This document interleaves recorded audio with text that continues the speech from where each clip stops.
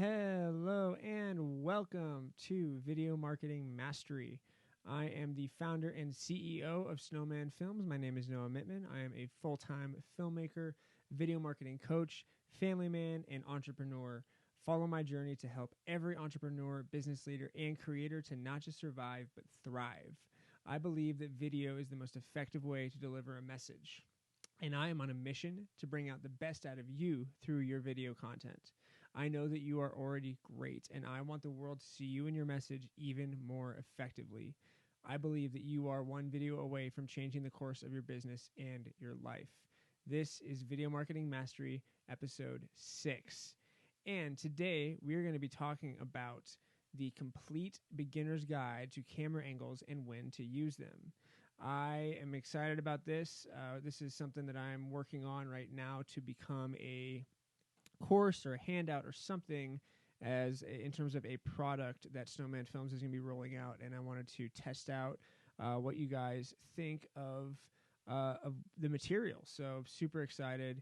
Definitely comment if any of this really resonates with you, and if this is kind of helping you to understand the filmmaking process more and make you less scared to go and make videos. So first of all, let's give some context to this. Why are camera angles so important?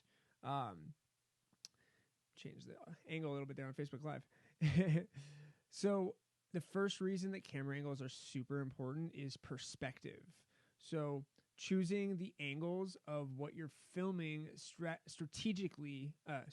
choosing the angles of what you're filming in a strategic way gives more context and storytelling ability to the videos that you make. Also, when you change angles with your videos, it actually makes them more watchable. Like for this, just going live, I'm doing one angle, but when you do multiple angles, multiple different kind of storylines or whatever, from different perspectives, it makes it more watchable. So think about, again, the videos that you have a hard time paying attention to. Maybe it's something like this. We're just on live here, just chatting, and it's probably just from one angle, and it never changes from that angle. So there's inherently less watchability when you do that.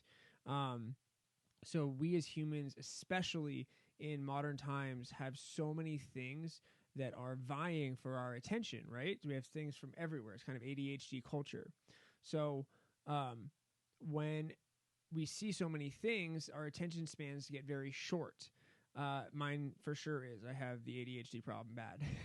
So if you change up your camera angles of what you're filming, then you are actually able to tell your story in better ways, and your videos will be more interesting, and therefore your audience will pay attention to you for longer, which is the whole point of this, is to get your audience's attention for as long as possible and keep that attention because your message is important. So it just makes your videos more watchable. The second reason camera angles are so important is emotion. Sorry, I just burped in the mic. The reason that we love film so much is that they give us all of the feels.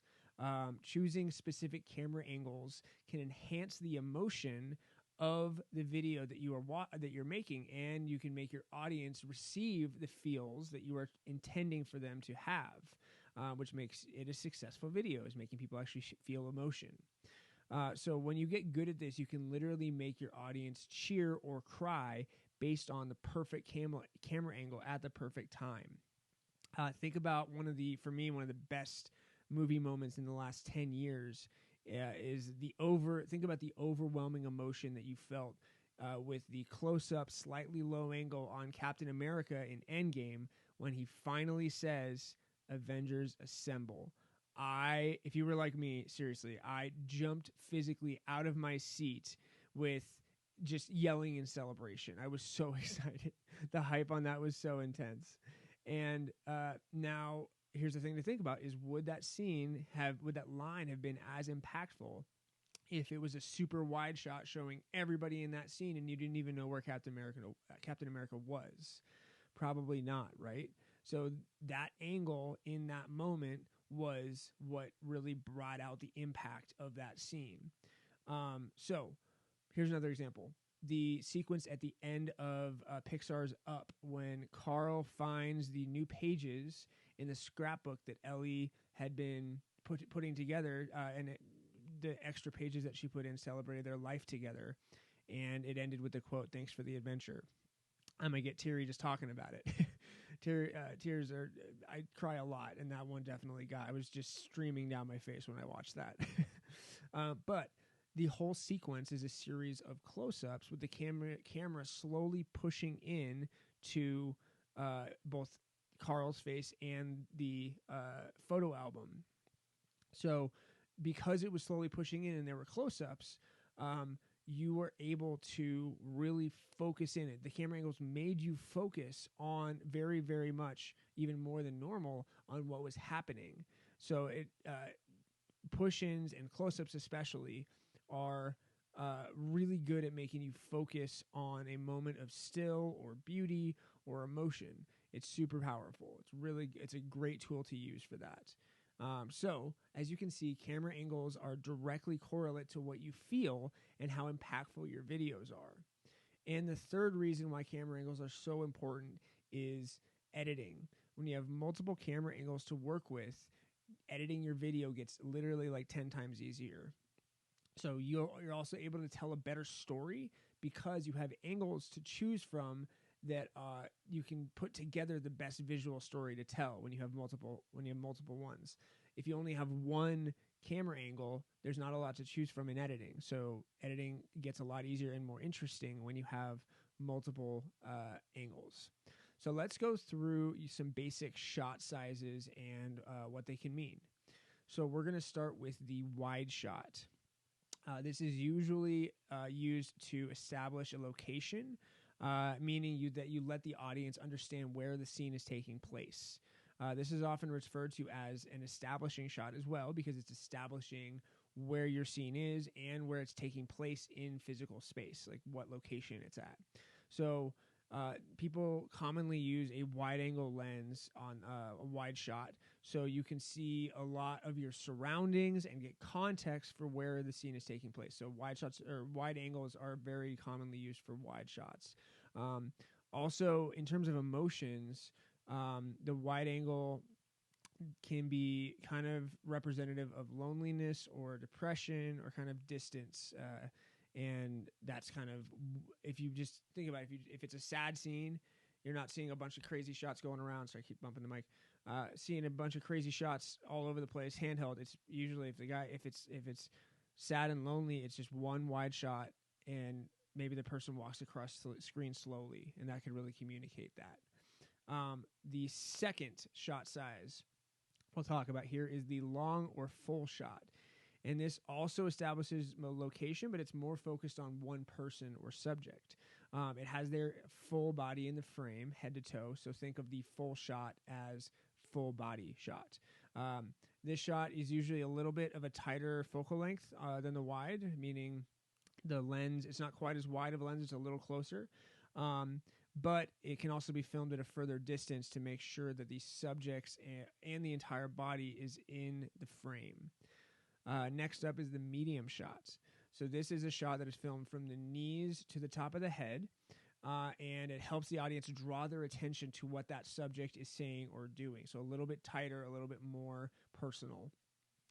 Next, slightly above the knees, is the cowboy shot. So this is literally filmed from thigh up, and because it's designed from its name, the cowboy is used when there's a gun on a holster or something in the shot. So you can still see the gun, but you can also see the top of the head. So the cowboy shot is mid-thigh up. Next, go a little closer, is the medium shot. This shot is filmed from the waist up to the top of the head, and it usually represents more accurately what your eyes are seeing while you're having a conversation with somebody in real life. So your audience is also going to feel that kind of knowing what that shot looks like and connecting that with their life. So you are connecting more with them emotionally on that level too when you do a medium shot. Next up is the medium close-up shot.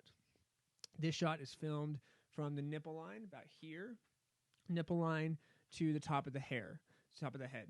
So this is a very common shot used in interviews, especially if you're talking business.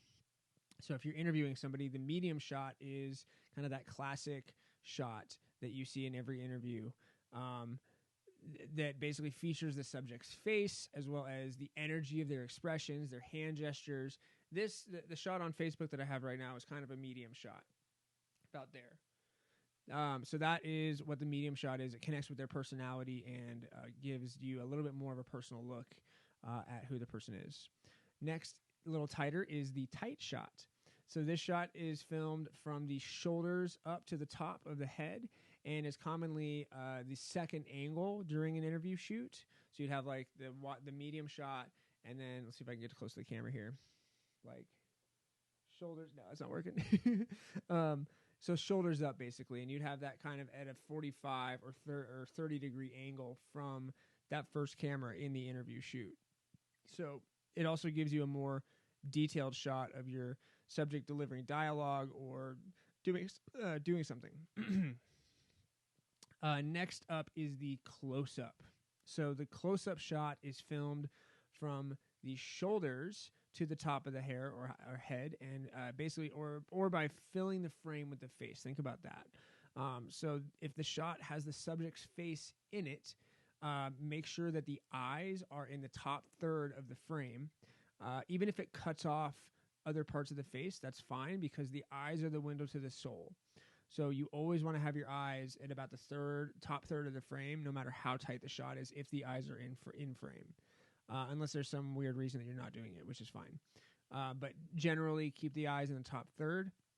And close-ups are generally used for intense moments of emotion or action or dialogue to clue the audience in to what they really need to be paying attention to in that moment. So back to that up thing, the up scene at the end of Up, it was all close-ups of Carl really like pushing in and seeing his eyes and the emotion there. So if you have a camera with variable or removable lenses, try and do between 50 to 100 millimeter lens length for close-ups. And finally, in terms of how what's it called here? The shot sizes is the detail or extreme close-up. And this shot is used to put intense focus on a specific part of the frame or the subject, like, for an example, a extreme close-up of an eye. It also is a great way to create wonder or mystery or depth, or sometimes even claustrophobia in your videos. Think of an extreme close-up as being able to show either the eyes or the mouth, but not both. It's that close on your face. Also for this, the 50 to 100 millimeter lens length, if possible, is really good. And if you want a really detailed extreme close-up, shooting on a macro lens is awesome and really gives you that extreme detail that is just buttery and awesome. So let's now talk about some specialty shots. So those are kind of your lengths of shot. Now we talk about places to put the camera. So first one we have is the low angle. This shot is used to make the subject look powerful, larger than life, heroic, or going in the other direction, maybe some cases menacing or intimidating, is that low angle shot looking up at somebody. It can also be used to communicate wonder and amazement when showing the environment or location that the subject is in. And this works if it's low angle and the person's looking up and then the environment around them is higher than their head in the shot. That really works for providing that wonder or amazement vibe for the low angle. Next is the opposite of that, the high angle shot. So this shot is the polar opposite, obviously, and it is really good at making the subject look small, unimportant, or weak. It's just this when you're looking up into the lens as the shot, it really is powerful in that way too. I should say not powerful. You feel weak and small. It's really effective at that. Next, we have the Dutch or canted angle, and this is when the horizon of the frame, so like the horizon behind me here on Facebook Live, the bookshelf is the horizon. So that line, if you were to tilt it in any way, making it off, it gives you the feeling of something isn't quite right. And that is, if you want to communicate with this uneasiness or disorientation or confusion in a visual way, this is a great and creative tool to do that, is the Dutch or canted angle. Next, we have the classic, the over-the-shoulder shot or angle. So this shot is literally exactly how it sounds. It can be used in a variety of ways. Most common is when two subjects are having a conversation. The camera shows one subject's face and the back behind the shoulder of the other subject. That's where the camera is placed. So this is probably the most common dialogue shot in the history of filmmaking. And the reason that it's so successful is because it is being used in this way that gives the feeling to the audience that you are the one being talked to when the person is, you're the shoulder that the person is talking to. So it gives that kind of that connection again emotionally. And another one is the POV or the point of view shot, which makes it feel like the audience is seeing what the subject is seeing. So you can connect to what the subject's emotions are or what the thoughts are by using the point of view shot, the POV shot. GoPro cameras commonly use this shot, the style of shot, by attaching their cameras to the head or to the chest of the subject to capture action sports, all that kind of stuff.